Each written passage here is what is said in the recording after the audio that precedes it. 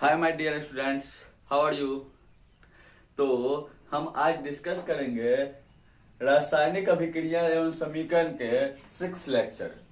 पीछे हम 5 लेक्चर तक बना चुके हैं, जिसमें हम 5वां लेक्चर में बात किए थे रासायनिक समीकरण को संतुलित करना के बारे में। हम 5वां लेक्चर में बात किए थे। आज सीखेंगे हम, यदि हमको कोई रासायनिक समीकरण दिया जाए तो उससे हमको क्या सब इंफॉर्मेशन मिलेगा, क्या सब जानकारी मिल पाएगा, उसके बारे में हम सीखेंगे। तो इंफॉर्मेशन मतलब जानकारी। जैसे बोला जाए जो तुमको उस स्कूल के बारे में क्या जानकारी है, या तुमको इस मार्कर के बारे में क्या जानकारी है। उसी तरह से बोला जाए जो रासायनिक समीकरण से हमको क्या सब जानकारी मिलती है। तो रासायनिक समीकरण से जानकारी क्या सब मिलती है उसके बारे में हम सीखेंगे। जानकारी मतलब इंफॉर्मेशन, हमको क्या सब इंफॉर्मेशन रासायनिक समीकरण देता है उसके बारे में आज हम सीखेंगे। तो रासायनिक समीकरण, हम 2 रासायनिक समीकरण लिखे हैं, जिसको हम पहला वाला संतुलित है, दूसरा वाला को हम संतुलित कर लेते हैं। दूसरा वाला भी संतुलित है।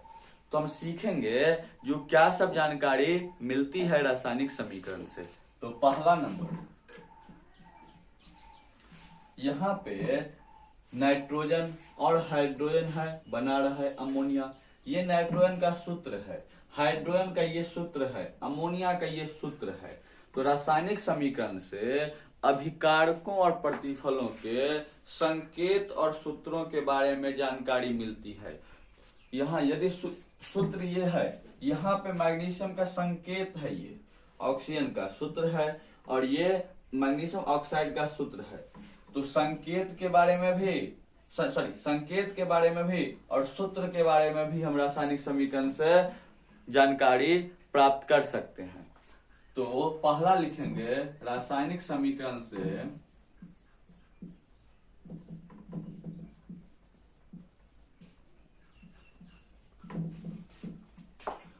अभिकारकों तथा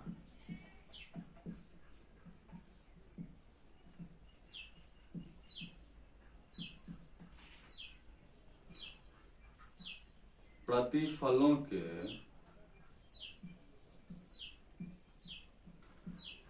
संकेतों तथा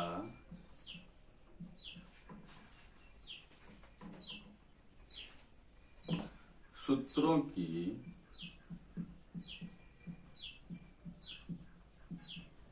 जानकारी प्राप्त होती है।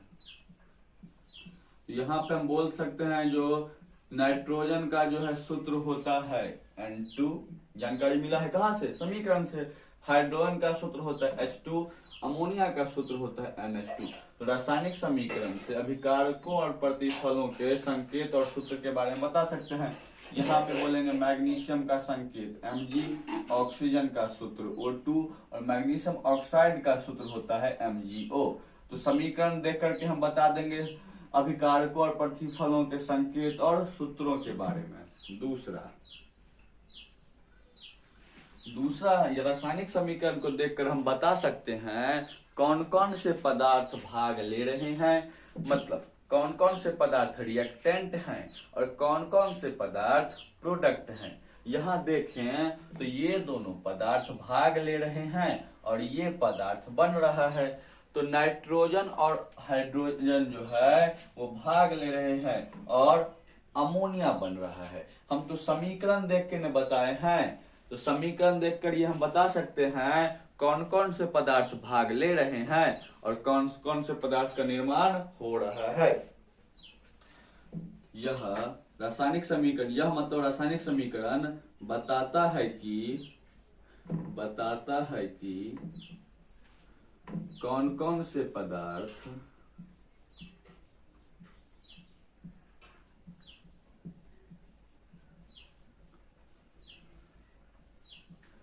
अभिक्रिया में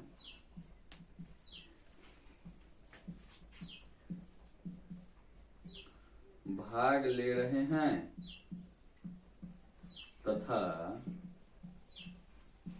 कौन कौन से पदार्थ का निर्माण हो रहा है। कौन कौन से पदार्थ का निर्माण हो रहा है, निर्माण हो रहा है।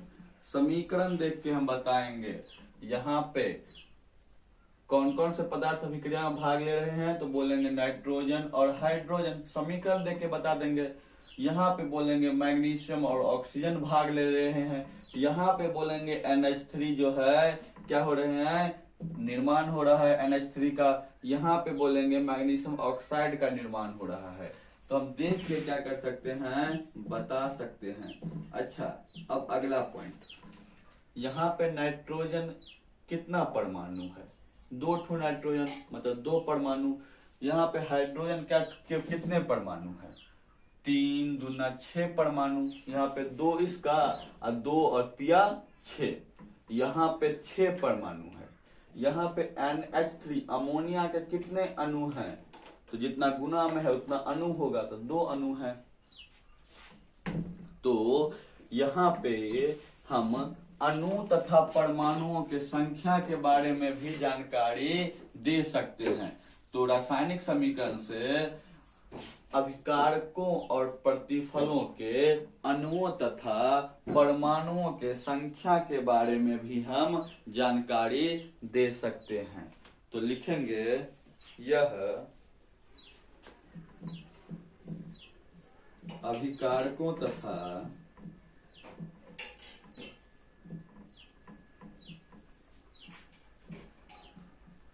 प्रतिफलों के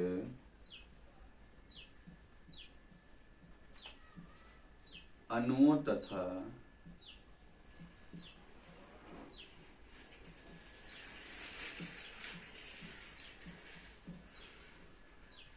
परमाणुओं के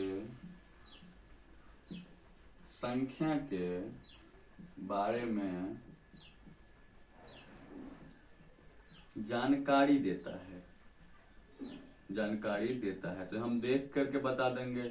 यहाँ पे 2 अणु हैं, सॉरी 2 परमाणु हैं। यहाँ पे 6 परमाणु हैं। यहाँ पे 2 अणु हैं। यहाँ पे 2 परमाणु हैं। यहाँ पे 2 परमाणु हैं। यहाँ पे कितने अणु हैं, तो 2 अणु हैं। तो अभिकारकों और प्रतिफलों के अणुओं और परमाणुओं के संख्या के बारे में भी जानकारी देता है कौन, तो रासायनिक समीकरण। अगला पॉइंट, चौथा। अब यदि हम मोल की बात करते हैं तो कितना मोल होगा, तो वैसे मोल की पढ़ाई 9th में थोड़ा बहुत आप पढ़े होंगे। Number of mole equal to given mass बट्टा molar mass. Number of mole equal to given mass बट्टा मोलर मास, दिया हुआ द्रव्यमान बट्टा मोलर द्रव्यमान। बट यहाँ पे हम थोड़ा सा शॉर्ट में मोल का यूज करेंगे। हम सिखला देते हैं यहीं पे जो मोल कैसे चेक करेंगे कितना मोल होगा। तो चेक करेंगे गुना में कितना है, नहीं कुछ तो गुना में 1 होगा। यहाँ गुना में कितना है 3, यहाँ गुना में कितना है 2। जितना उसके गुना में होगा उतना मोल हम बोलेंगे। यहाँ 1 मोल बोलेंगे, यहाँ 3 मोल बोलेंगे, यहाँ 2 मोल बोलेंगे। यहाँ 2 मोल है, नहीं कुछ तो 1 होगा तो 1 मोल है, ये 2 मोल है। तो हम गुना में जितना रहेगा उतना ही मोल बोलेंगे।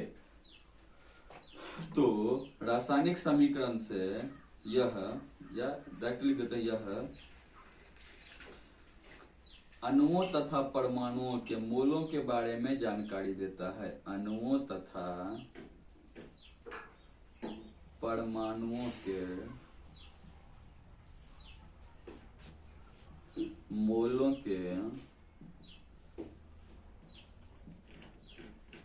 बारे में जानकारी देता है, जानकारी देता है। तो यहाँ पे 1 मोल बोलेंगे ना, N2 है। नाइट्रोजन गैस 1 मोल, हाइड्रोजन गैस 3 मोल और अमोनिया 2 मोल है। यहाँ पे बोलेंगे मैग्नीशियम 2 मोल, ऑक्सीजन गैस 1 मोल, मैग्नीशियम ऑक्साइड 2 मोल है। तो अणुओं और परमाणु के मोलों के बारे में जानकारी कहाँ से मिलता है, तो रासायनिक समीकरण से। ये तो अणुओं के बारे में हम बता रहे हैं, N2 1 मोल। यदि बोले हैं N2 यहाँ पे कितना है 1 मोल, यहाँ पे H2 कितना है 3 मोल, यहाँ पे NH3 कितना है 2 मोल।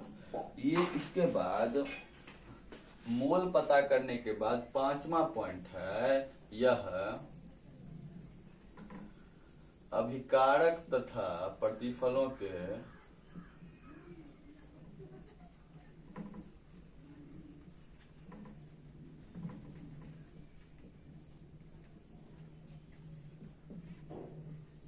फलों के द्रव्यमान के बारे में भी जानकारी देता है।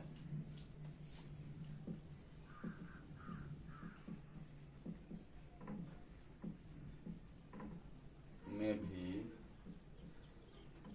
जानकारी देता है, मतलब N2 कितना ग्राम होगा, H2 कितना ग्राम होगा, अमोनिया कितना ग्राम होगा, कितना ग्राम या कितना ग्राम नाइट्रोजन जो है कितना ग्राम हाइड्रोजन से रिएक्ट किया होगा और कितना ग्राम अमोनिया बनाया होगा। तो इसके भी बारे में कितना वजन नाइट्रोजन, कितना नाइट्रोजन रिएक्ट किया होगा हाइड्रोजन से और कितना अमोनिया बना होगा, इसके बारे में भी ये जानकारी देता है। एग्जाम्पल पहला से बात करते हैं। तो नाइट्रोजन का मोलर मास होता है 14, तो 2 नाइट्रोजन के लिए हो जाएगा 28, मतलब 28 ग्राम नाइट्रोजन जो है 6 ग्राम। एक हाइड्रोजन का वजन 1 ग्राम, तो 3 दूना 6 हाइड्रोजन का वजन 6 ग्राम। 28 ग्राम नाइट्रोजन 6 ग्राम हाइड्रोजन से रिएक्ट करके अमोनिया का वजन निकालते हैं 14 और 3 17 दूना 34 ग्राम, मतलब 28 ग्राम नाइट्रोजन 6 ग्राम हाइड्रोजन से रिएक्ट करके 34 ग्राम अमोनिया जो है बनाया होगा। तो हम अभिकारकों और प्रतिफलों के द्रव्यमान के बारे में भी जानकारी दे पा रहे हैं। यहाँ पे बोल रहे हैं अभिकारक का वजन 28 ग्राम, ये 28 ग्राम और 6 ग्राम अभिकारक का वजन, और प्रतिफल का वजन जो है वो 34 ग्राम है। इसके बारे में भी ये रासायनिक समीकरण जानकारी देता है। छठा नंबर है, ये केवल गैस के लिए है। गैस अभिकारक होगा या गैस प्रतिफल होगा तो उसके लिए है, तो लिखेंगे यह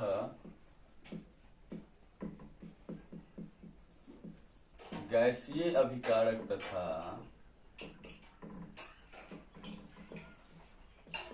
प्रतिफलों के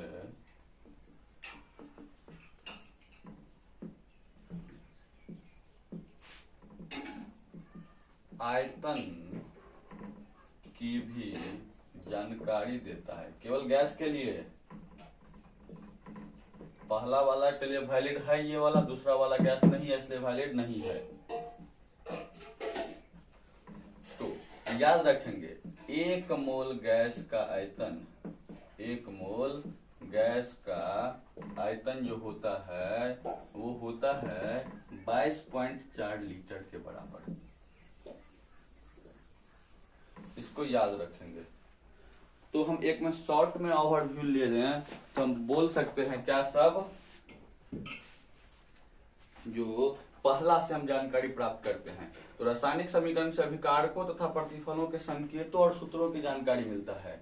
तो हम पहले एग्जाम्पल से बात करते हैं। नाइट्रोजन और ऑक्सीजन मिलके बनाता है अमोनिया। तो हम बैलेंस कर लेते हैं। यहाँ पे कितना है, यहाँ पे हाइड्रोजन होगा तो यहाँ पे 3 है, N2 + 3H2 = 2NH3। तो हम संकेतों और सूत्र की जानकारी यहाँ से तो मिल ही रहा है। दूसरा है यह बताता है कौन कौन से पदार्थ अभिक्रिया में भाग ले रहे हैं। तो कौन ले रहा है भाग, तो नाइट्रोजन, नाइट्रोजन, ये हाइड्रोजन और ये अमोनिया, अमोनिया।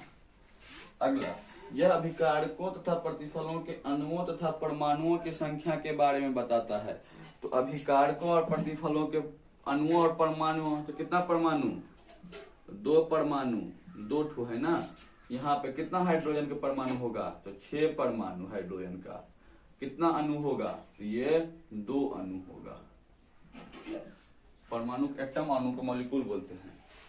यह अणुओं तथा परमाणु को मोलों की जानकारी देता है। तो कितना मोल होगा, 1 मोल ये होगा कौन, तो नाइट्रोजन। ये 3 मोल क्या होगा हमारा, हाइड्रोजन। और ये 2 मोल क्या होगा हमारा, अमोनिया। अगला वजन, ये अभिकारकों तथा प्रतिफलों के द्रव्यमान के बारे में बताता है। तो वजन कितना होगा इसका, 28 ग्राम। क्यों, 1 नाइट्रोजन का 14 था, 2 के लिए 28, इसके लिए कितना ग्राम, 6 ग्राम, और ये बनाएगा 34 ग्राम। और यह गैसीय अभिकारकों तथा प्रतिफलों के आयतन की जानकारी देता है। तो इसका कितना आयतन हो जाएगा, तो कितना मोल है, 1 मोल है तो 22.4 लीटर, 3 मोल है तो 22.4 गुने 3 मल्टीप्लाई कर लीजिएगा, 2 मोल है तो 22.4 गुने 2 लीटर। तो हम गैसीय अभिकारकों और प्रतिफलों के जो है मोलों की भी जानकारी दे सकते हैं। तो ये था आज का टॉपिक, रासायनिक समीकरण से प्राप्त होने वाली सूचनाएं। इतने सूचनाएं जो है मिलते हैं रासायनिक समीकरण से। तो ठीक है, आज का लेक्चर हम यहीं पे खत्म करते हैं। नेक्स्ट लेक्चर में हम सीखेंगे रासायनिक समीकरण के सीमाएं या दोष, मतलब रासायनिक समीकरण क्या सब जानकारी नहीं दे पाती है, उसके बारे में सीखेंगे। Thank you.